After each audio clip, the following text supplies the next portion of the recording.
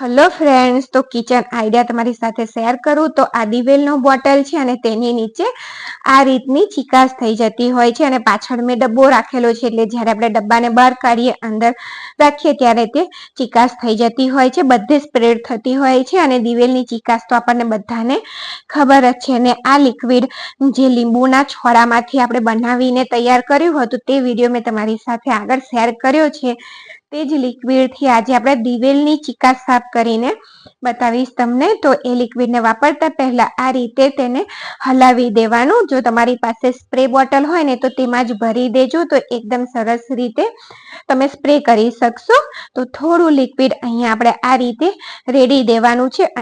તમે ગેસ પાછળની ટાઇલ્સ એટલે કિચનમાં પણ ગેસ પાસે જે ટાઇલ્સ હોય છે તે ચીકણી થઈ જતી હોય છે, તેને પણ તમે વઘારના તેલના છાંટા ઉડે તેનાથી ચીકણી થઈ જતી હોય છે.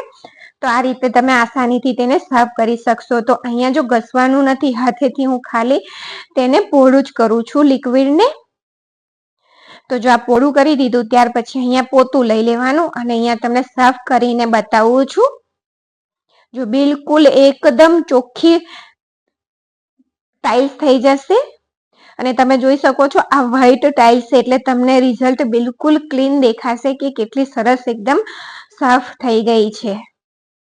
અને અહીંયા તમને બીજી બાજુ પણ એવું જ થયેલું છે તો અહીંયા પણ તમને બતાવી દઉં. તો આ લિક્વિડ રેડી દઈએ થોડું. આ આપણે વેસ્ટમાંથી બેસ્ટ બનાવ્યું હતું. જે લીંબુના છોડાનો રસ કાઢી લીધો હતો, ઉનાળો આવતા લીંબુ મોઘા થઈ જતા હોય છે તો આપણે તે રસ કાઢ્યા પછીના જે છોડા હતા તેમાંથી જ આ લિક્વિડ બનાવીને તૈયાર કર્યું હતું. ત્યાર પછી જો આ ગરમ બ્લેન્કેટ તમે જોઈ શકો છો કેટલો મોટો છે, તેને આપણે વોશિંગ મશીનમાં જ ધોઈશું અને બિલકુલ તમે એક એક બ્લેન્કેટ ધોજો તો મશીનમાં તે બિલકુલ અવાજ નહીં આવે અને આરામથી તે ધોવાઈ જાય છે. તો અહીંયા આપણે બ્લેન્કેટને મશીનમાં નાખી દઈએ. જો વોશિંગ મશીન છે એક જ બ્લેન્કેટ મેં નાખ્યો છે, બીજો નથી નાખ્યો. એક એક તમે ધોશો ને તો મશીનમાં બિલકુલ અવાજ નહીં આવે અને એકદમ સરસ રીતે આ બ્લેન્કેટ ધોવાય અને તૈયાર થઈ જાય છે. તો મશીનમાં એડ કરી દીધો ત્યાર પછી અહીંયા પાણી ચાલુ કરી દઈએ અને લિક્વિડ પણ નાખી દીધું અને થોડું વોશ થયું, ડ્રાય થાય એ પહેલા જો અહીંયા તમને બતાવું છું કે મેલ પણ એકદમ સરસ રીતે નીકળી જાય છે. મશીનમાં પણ એકદમ સરસ રીતે ધોવાય છે અને મશીનમાં અવાજ નહીં આવે. તમને અહીંયા હું ફરતું પણ બતાવું. ડ્રાય થાય તે તો તમે આ અવાજ સાંભળજો.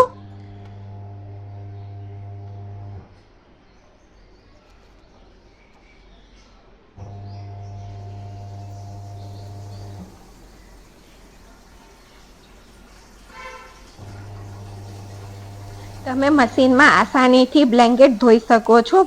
વધારે નહીં નાખવાના તો મશીનને કશું નહીં થાય, અવાજ નહીં આવે. ને આજના આ આઈડિયામાંથી કોઈ પણ આઈડિયા ગમ્યો હોય તમને તો ચેનલને લાઈક, શેર અને સબસ્ક્રાઈબ જરૂરથી કરજો. તો અહીંયા જો આ પાલકની ભાજીને સરસ રીતે ધોવાનો આઈડિયા તમારી સાથે શેર કરું છું. તો અહીંયા પાણી લઈ લીધું છે. પાલકની ભાજીમાં માટી વધારે હોય છે અને બીજું કે એક એક પાન આપણે ધોઈ નથી શકતા તો તેને એકદમ સરસ રીતે માટી અને જમ્સ ફ્રી એટલે કે તેની અંદર જે જીવડા ચોટ્યા હોય ને તેને પણ આપણે એકદમ સરસ રીતે સાફ કરી દેશે. તો હાફ ટીસ્પૂન જેટલું મેં મીઠું લીધું છે. અહીંયા 500 ગ્રામ ભાજી મેં સાફ કરી છે અને હાફ ટીસ્પૂન મીઠું લીધું છે, જેને આપણે પાણીમાં આ રીતે નાખી દેવાનું અને ત્યાર પછી તેને ઓગાળી દેવાનું ચમચીથી મિક્સ કરીને અને પાલકની ભાજીને બધી તેની અંદર એડ કરી દેવાની અને 5 થી 7 મિનિટ માટે તેને રહેવા દેજો. તો પાણી ઓછું છે તો ફરીથી હું પાણી થોડું ભરી દઉં. ભાજી ડૂબે ને તેટલું પાણી આપણે ભરી દેવાનું છે આ રીતે જો. અને હાથેથી આ રીતે ભાજીને થોડી હલાવી દેવાની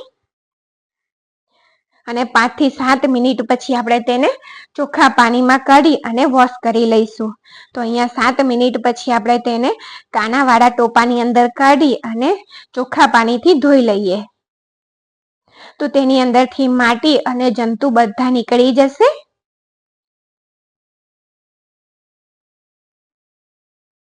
આ પાણી ઢોરી દઈએ. ડોળું તમે જોઈ શકો છો કે કાદવ વાળું કેવું થયું છે.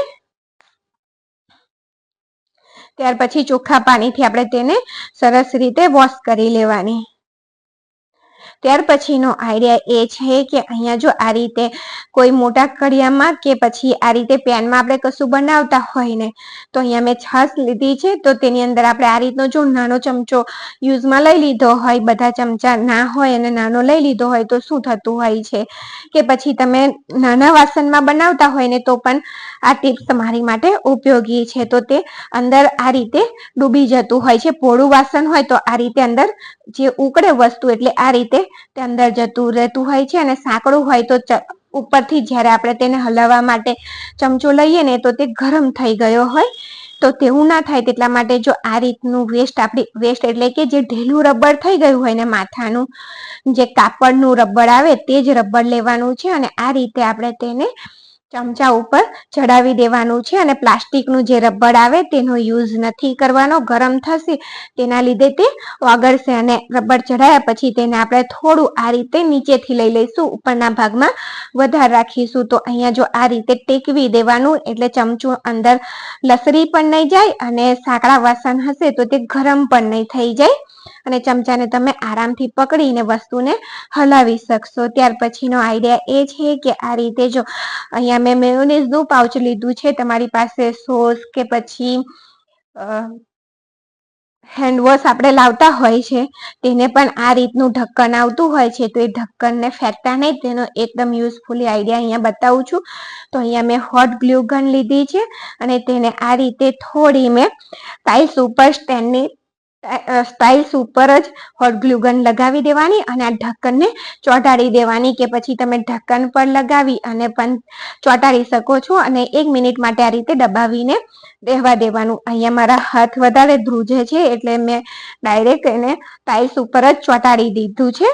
હોટ ગ્લુ ગન લગાવી દીધી. ત્યાર પછી જો અહીંયા આ રીતે ગરણી ભેરવી દેવાની. પણ ગરણીનું હોલ નાનું છે અને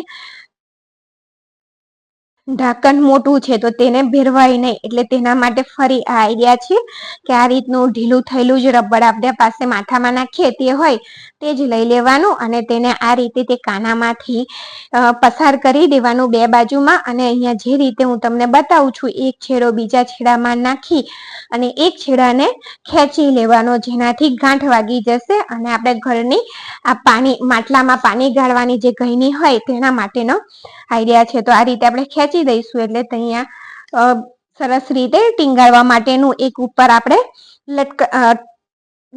દોરી તૈયાર થઈ ગઈ.